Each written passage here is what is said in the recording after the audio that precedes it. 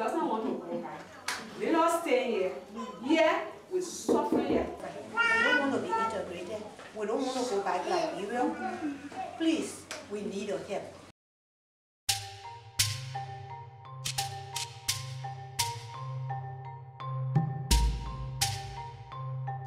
UNHCR has indicated that with limited exceptions, the only remaining solutions for the Liberians at Buduburam is to consider a repatriation to Liberia or integration into Ghana, with a few very limited exceptions for a narrow category of individuals who would qualify for medical resettlement.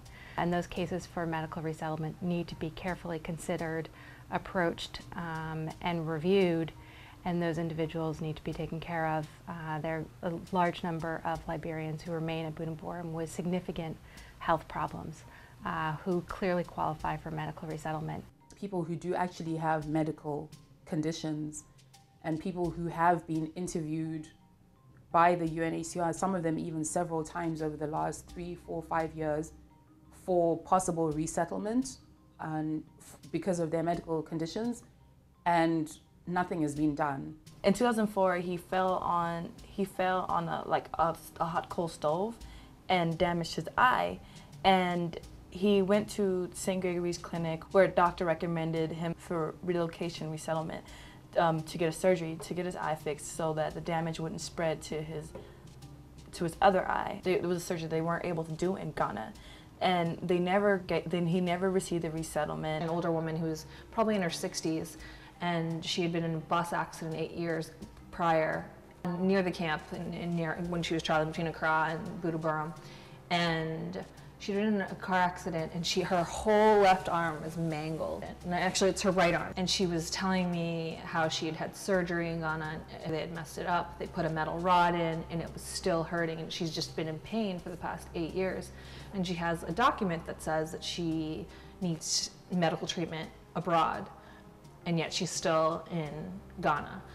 One example of why resettlement should still be an option beyond just medical treatment.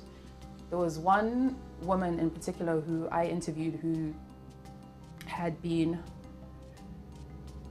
her husband had worked for a big corporation. It seemed like they were attacked just randomly by people in Monrovia. When these armed men came to their home, they shot her husband, and as he started fleeing, she was 6 months pregnant.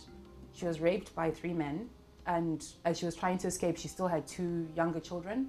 One of her kids was shot while on her back, and she had to drop that kid and pick up the next child and keep going. And after having been in the camp for, I think she said about 7 years, 2 of those men who raped her moved into the camp. Those 2 options of just sending them back to Liberia or integrating them into Ghana just doesn't, I don't think it's enough. There are obviously individuals who remain in Buduburam for whom integration and resettlement are not an option. There are individuals who are abandoned on the camp. There are individuals who are born on the camp. There are Liberians who simply have no family, no knowledge, no understanding as to what they would face if they were to go back to Liberia. At the same time, they're not necessarily appropriate for integration into Ghana for a variety of reasons that arise out of their situation as having been refugees for so long, and that what they know is their life on the camp, and they don't have the support systems and mechanisms and training that's necessary for them to be able to successfully integrate. But they might have family members in the United States or other countries, and those are cases where family resettlement really does need to be taken into consideration.